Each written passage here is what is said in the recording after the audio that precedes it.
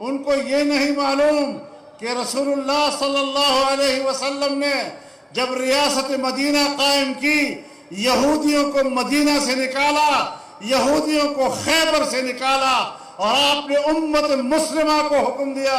اخرج الیہود من جزیرۃ العرب، یہودیوں کو جزیرہ عرب سے نکال باہر کر دو۔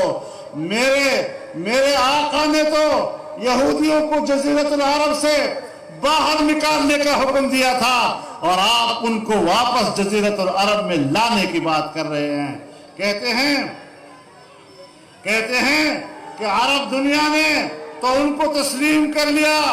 عرب کے حکمرانوں نے مانا ہوگا، لیکن عرب کے عوام نے نہیں مانا، امت مغربی نے نہیں مانا، امت مسلمہ نے نہیں مانا۔ اور آج بھی فلسطین کے اندر، مصر کے اندر وہ تنظیمیں اپنی آزادی و حریت کی بات کرتی ہیں، امت مسلمہ کے موقف کی بات کرتی ہیں۔ لہذا میں آج اس عظیم الشان اجتماع کی موجودگی میں عرب سربراہوں کے، مختلف مملکتوں کے سربراہوں کے